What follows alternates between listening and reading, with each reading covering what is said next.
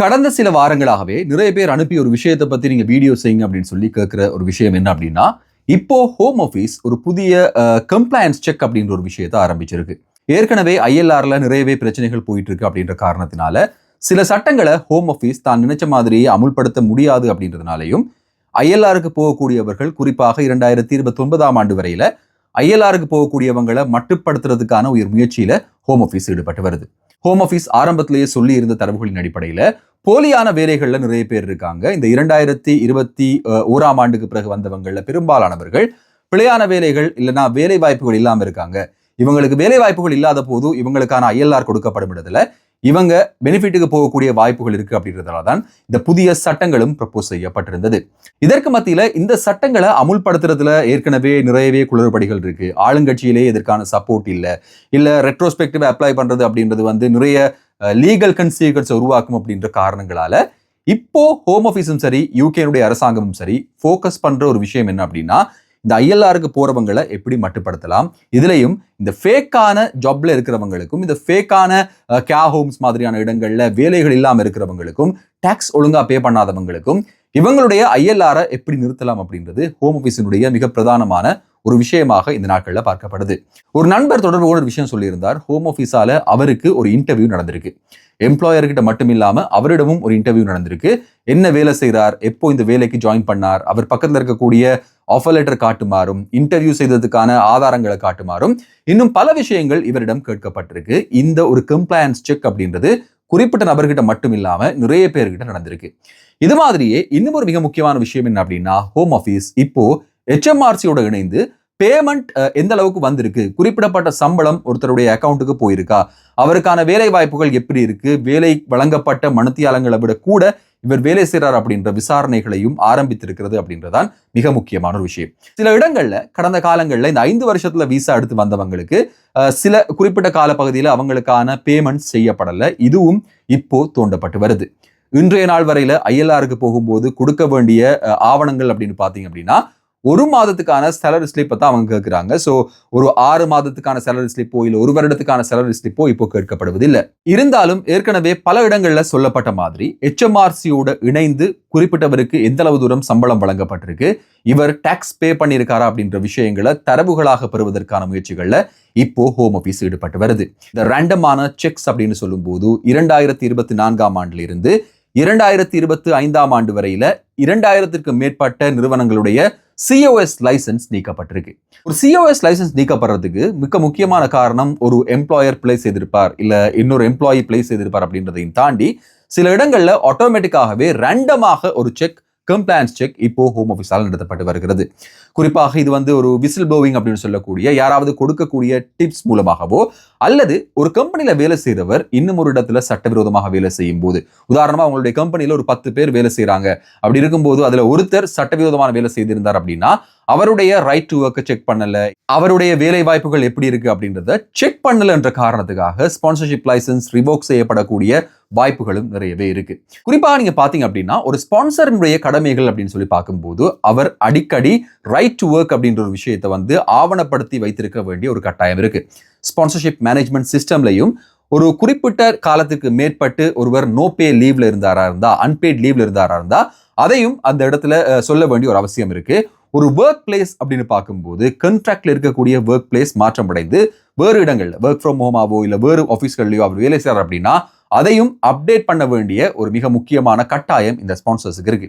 நீங்க ஸ்பான்சர்ஸாக இருந்தாலும் இல்ல நீங்க ஒரு ஸ்பான்சர்ஷிப்புக்குள்ள வேலை செய்றீங்க, அவங்களுக்கு இந்த ஸ்பான்சர்ஷிப் பற்றிய கம்ப்ளைண்ட்ஸ் பற்றிய டியூட்டிஸ் பற்றிய விஷயங்கள் தெரியல அப்படின்னாலும் கண்டிப்பா அவங்களுக்கு சொல்ல வேண்டிய ஒரு கட்டாயம் உங்களுக்கு இருக்கு. ஏன் அப்படின்னா அவங்களுடைய ஸ்பான்சர்ஷிப் லைசன்ஸ் ரிவோக் பண்ணப்பட்டால் உங்களுக்கு வெறும் 60 நாட்கள் மட்டும்தான் கொடுக்கப்படும். நீங்க யூகேயை விட்டு வெளியேற வேண்டிய ஒரு நிலைமை ஏற்படலாம்.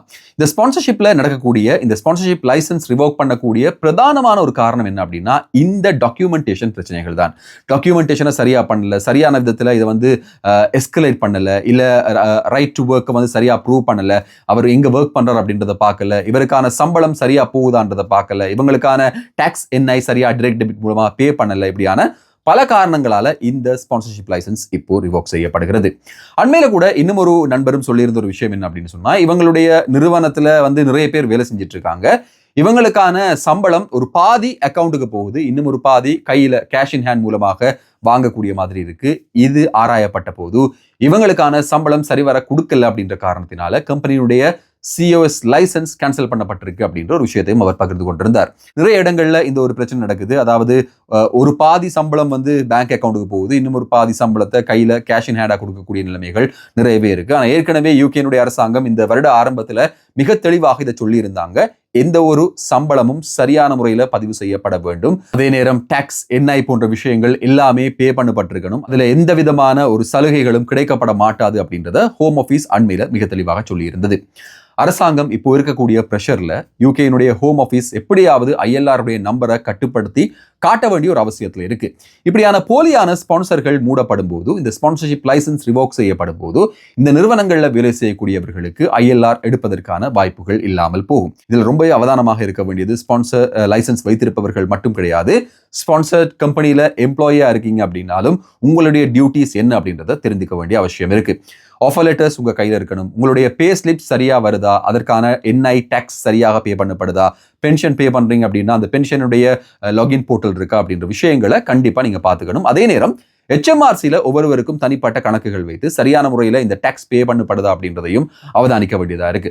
சில போலியான நிறுவனங்கள் என்ன செய்யறாங்க அப்படின்னா, இந்த ஸ்பான்சர்ட் எம்ப்ளாயிஸ் எடுத்து, ஸ்கில் ஒர்க்கர்ஸ் எடுத்து அவங்களுக்கு சம்பளத்தையும் கொடுத்துட்டு இவங்களுடைய டாக்ஸை சரிவர பே பண்றதில்லை. இது ஒரு சில மாதங்கள் போன பிறகுதான் சரியாக தெரிய வரும். இது ஒரு சில மாதங்கள் போனது பிறகு இது கையும் களவுமாக பிடிபடும் போது அந்த கம்பெனி இழுத்து மூட வேண்டிய நிலைமை ஏற்படலாம். அது உங்களுடைய எதிர்காலத்துல மிகப்பெரிய ஒரு தாக்கத்தையும் ஏற்படுத்தலாம். யூகேல படிக்க வரவங்களுடைய எண்ணிக்கை வெகுவாக குறைந்திருக்கு அப்படின்ற ஒரு விஷயத்தை கடந்த சில வருடங்களாகவே ஊடகங்கள்ல பார்க்கக்கூடியதாக இருந்தது. ஆனா இப்போ கிடைத்திருக்கிற ஒரு லேட்டஸ்டான தகவல் என்ன அப்படின்னா, யூகே மறுபடியும் ஸ்டூடெண்ட்ஸை அட்ராக்ட் பண்ற ஒரு நாடாக மாறி இருக்கு. நிறைய மாணவர்கள், குறிப்பாக இந்த அண்மை காலத்துல 1.5 லட்சம் பேர் பிரித்தானியாவுக்கு படிக்க வந்திருக்காங்க அப்படின்ற ஒரு விஷயம் பதியப்பட்டிருக்கு. செட்டில்மெண்ட்ல எவ்வளவுதான் இருக்கப்பட்டிருந்தாலும், செட்டில்மெண்ட்டுக்கான வாய்ப்புகள் இப்போ குறைக்கப்பட்டிருந்தாலும், இந்த மாணவர்களை நோக்கி பிரித்தானியா கவரப்படுகிறது அல்லது மாணவர்கள் பிரித்தானியாவுக்கு வாரத்துக்கு நாடுறாங்க அப்படின்றதுக்கான காரணம் இந்த நாட்டினுடைய கல்வித்துறை, அதாவது நாட்டினுடைய கல்வி முறைமை. யூகேல படிச்சாங்க அப்படின்னா அந்த மாஸ்டர்ஸுக்கும் அந்த டிகிரிக்கும் வெளிநாடுகள்ல, குறிப்பாக மத்திய கிழக்கு நாடுகள்லையும் சிங்கப்பூர், மலேசியா போன்ற நாடுகள்லையும் ஏராளமான வேலை வாய்ப்புகள் இருக்கு அப்படின்ற காரணத்தினால இந்த செட்டில்மெண்ட் இருக்கப்பட்டாலும் இந்த நாட்டுக்கு படிக்க வருபவர்களுடைய எண்ணிக்கையில ஒரு அதிகரிப்பு இருக்கு. அதனால செட்டில்மெண்ட் இருக்கப்பட்டதானது யூனிவர்சிட்டிஸுக்கு எதிரான ஒரு விஷயம் கிடையாது அப்படின்றதும் இப்போது பதிவு செய்யப்பட்டிருக்கு. ஆண்டி பர்னம் பிரதமராக வந்ததுக்கு பிறகு மிக முக்கியமான ஒரு மாற்றமாக மாற்றப்பட்டது என்ன அப்படின்னா, வெளியுறவு செயலாளராக எட் மிலிபேண்ட் தெரிவு செய்யப்பட்டார். இவருக்கும் டொனால்ட் ட்ரம்புக்கும் இடையில ஏற்கனவே தகராறு இருந்து வந்தது. இதுக்கான காரணம் என்ன அப்படின்னா, எட் மிலிபேண்ட் அவரை பொறுத்தவரையில அவர் பசுமை தொடர்பான விஷயங்கள்ல கவனம் செலுத்தக்கூடியவர். இந்த கடல்களை தோண்டி எண்ணெய்கள் எடுக்கிறது அப்படின்றது அமெரிக்கா தொடர்ச்சியாக செய்ய சொல்லி பிரித்தானியாவை வலியுறுத்தி வருகிறது. இவர் எரிசக்தி அமைச்சராக இருந்த போது இந்த ஒரு முடிவுக்கு எதிர்ப்பு தெரிவித்தார். இதனால டொனால்ட் ட்ரம்போட நேரடியான ஒரு வாக்குவாதம், நேரடியான ஒரு முருகல் நிலை இவருக்கு ஏற்பட்டிருந்தது. இவருக்கு எந்தவித அமைச்சுகளும் கொடுக்கப்படக்கூடாது அப்படின்றது கியர் ஸ்டார்மர் பதவி விலகிறதுக்கு முன்னாலேயே ஆண்டி பர்னம் கூட டொனால்ட் ட்ரம்ப் ஒரு மீட்டிங் வச்சு அந்த மீட்டிங்ல இவருக்கான அமைச்சு பதவிகள் கொடுக்கப்படக்கூடாது அப்படின்றதையும் சொல்லியிருந்ததாகவும் ஒரு தகவல் ஊடகங்கள்ல பகிரப்படுகிறது. எது எப்படி இருந்தாலும் இவருக்கு இந்த பதவி கொடுத்திருப்பதால தான் மிகவும் அதிருப்தியாக இருப்பதாகவும், இது யூகேக்கும் அமெரிக்காவுக்கும் இடையிலான உறவுல விரிசல்களை ஏற்படுத்தும் அப்படின்ற ஒரு விஷயத்தையும் டொனால்ட் ட்ரம்ப் ஆண்டி பர்னமுக்கு தெரிவித்திருப்பதாக சொல்லப்படுகிறது. இந்த வீடியோவை முழுசா பார்த்துருப்பீங்க அப்படின்னு நம்புறேன். தொடர்ச்சியாக பார்த்துருந்தீங்க அப்படின்னா மறக்காம சப்ஸ்கிரைப் பண்ணுங்க. இந்த வீடியோக்கு லைக் பண்ணுங்க. உங்க நண்பர்களோட இந்த சேனல் மற்றும் வீடியோவை பகிர்ந்து கொள்ளுங்க. இன்னும் ஒரு வீடியோல இன்னும் சுவாரஸ்யமான புதிய தகவல்கள், செய்திகளோடு உங்களை சந்திக்கும் வரை நன்றி, வணக்கம்.